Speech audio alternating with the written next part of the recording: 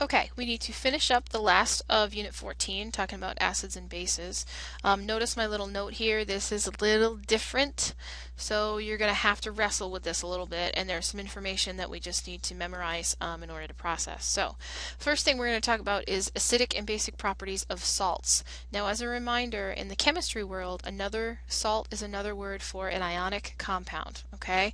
So when soluble salts are dissolved, they break up into ions that can be either acidic or basic.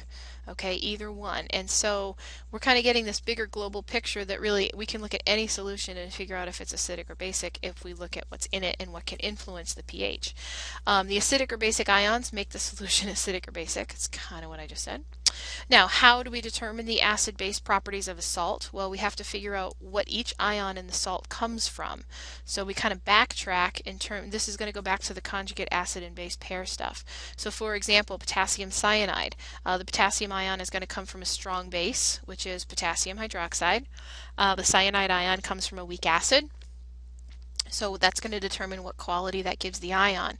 The potassium ion must be a weak conjugate acid, and the cyanide ion must be a strong conjugate base. Okay, so compare and determine the overall acidity or basicity, I think is how I want to say that. So because the cyanide ion is going to be a strong conjugate base that comes from that weak acid, this overall solution would then be basic. Okay. All right, now cations.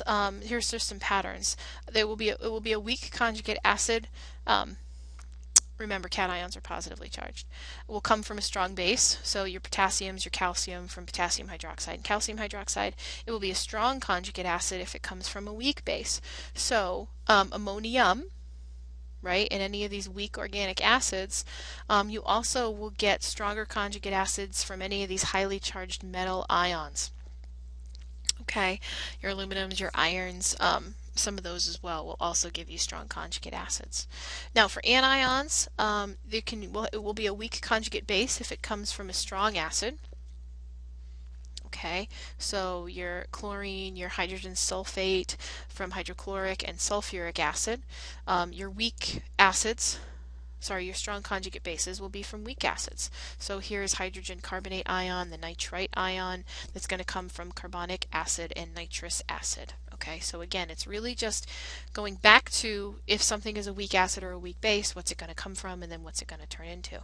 Okay, so sometimes it can be difficult in the middle, right? When you have a weak acid and a weak base, then it's like, okay, what are we going to do here?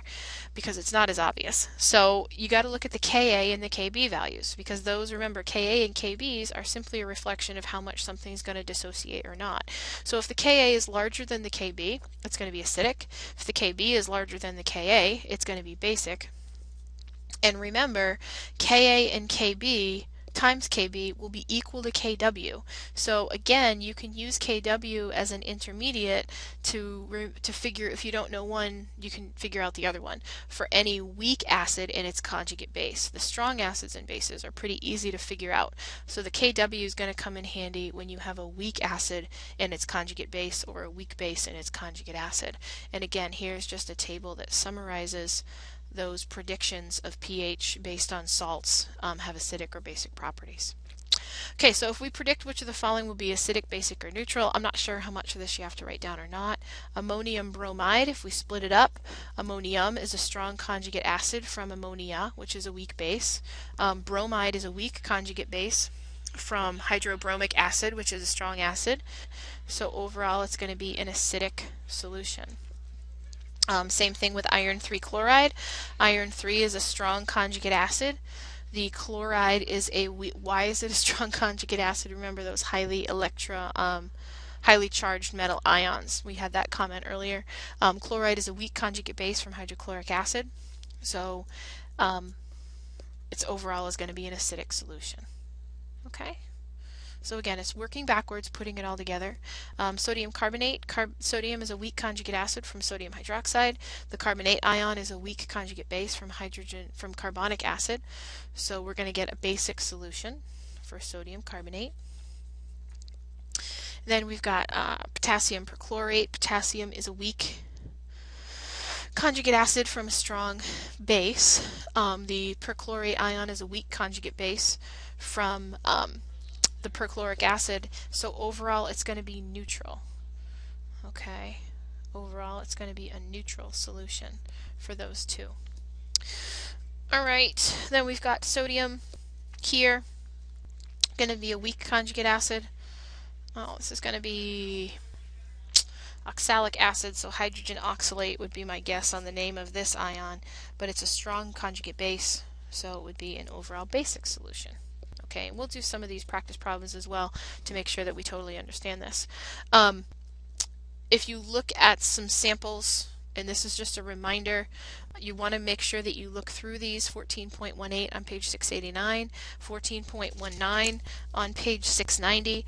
And you have to, one of the tricky things about acids and bases, and we're going to get into this in chapter 15 as well, is you just need to make sure that you keep straight if you are using Ka or Kb, okay, because it's going to shift and change what you're predicting, because you also can sometimes have to use ice tables. And if you look on page 689 and look on page 690 and you look at those two examples, it's going to walk you through that. Just make sure again that you keep straight whether or not you're using Ka or Kb for those reactions. Okay, summary chart on page 693. We like these where it puts everything on one page so that you may refer back to it and make sure that you understand what you're talking about, which is always a good thing. And then the last thing is a Lewis acid base model, which we have covered before, so hopefully this is review. Lewis model is even more general than Bronsted-Lowry. This is the whole where the acid is electron pair acceptor. Okay, the base is an electron pair donor. And so instead of hydrogen ion, it's electron pairs. So for example, right here is ammonia, which is the electron pair donor. Okay, so since it's the electron pair donor, it's going to be the base. The boron trifluoride would be the acid. Boron trifluoride here also would be the acid up here. The fluoride ion would be the base. And then we get clearly some chemicals that aren't super common, but it does happen that way. Okay, that should be it. I hope that helps, and we'll answer questions.